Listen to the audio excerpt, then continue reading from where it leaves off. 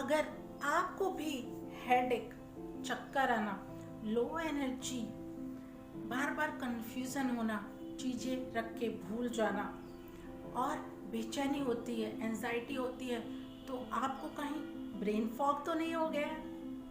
What is the brain fog? Brain fog क्या है?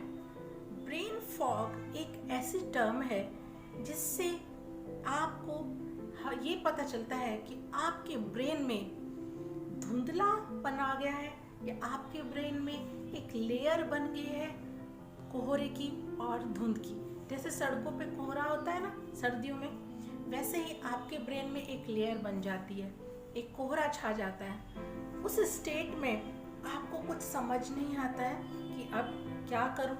आप डिसीजन नहीं ले पाते हो, आप बहुत परेशान रहते हो, और जब ये कंडीशन बहुत ज़्यादा हो जाती है तो ये बड़ी बीमारी और बड़ी डिजीज़ का रूप ले लेती है।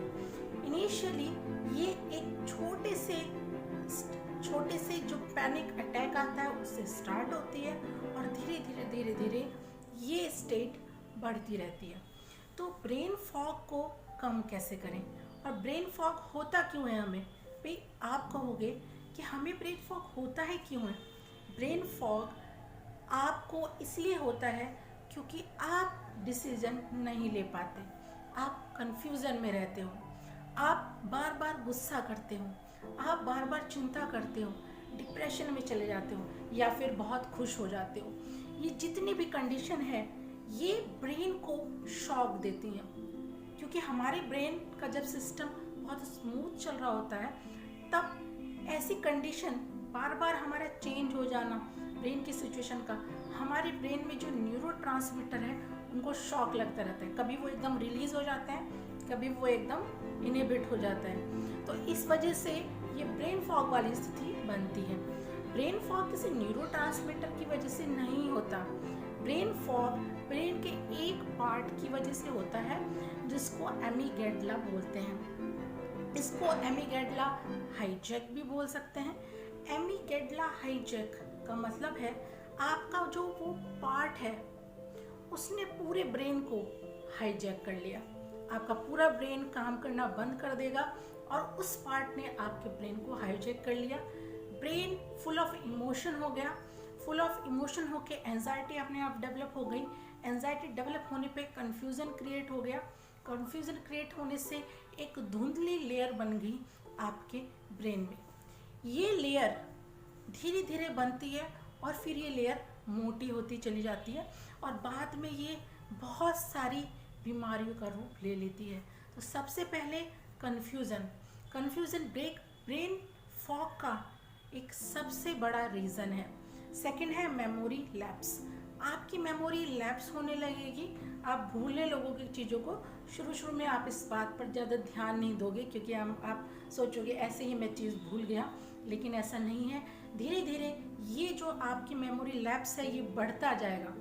ये पहले बहुत कम इंटरवल पर होगा, कुछ नैनो सेकेंड्स का होगा, फिर ये सेकेंड्स में आएगा और फिर ऐसा भी हो सकता है कि आपकी मेमोरी 5 मिनट 10 मिनट्स के लैप्स हो जाए और ये ज़्यादा बढ़कर अल्जाइमर डिजीज़ बन जाती है जिसमें आपकी मेमोरी लैप्स हो जाती है।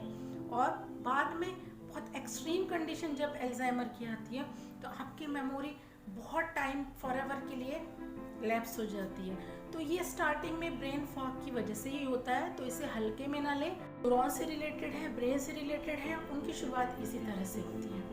नेक्स्ट है कि आप डिसओरिएंटेशन में ये एक्सट्रीम कंडीशन है। डिसओरिएंटेशन होने लगेगा आपको जब आपका ब्रेन एक्सट्रीम कंडीशन पे पहुंच जाएगा ब्रेन फॉग की, तब ये होगा।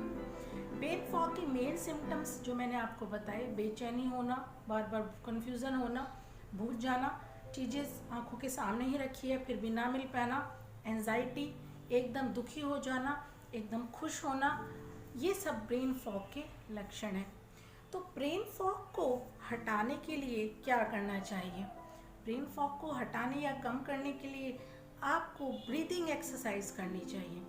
दिन में जब आपको लगता है कि आपकी कंडीशन बहुत सीरियस हो रही है या क्रिटिकल हो रही है, तो आप हर घंटे में 2 से 5 मिनट इस ब्रीदिंग एक्सरसाइज को करें।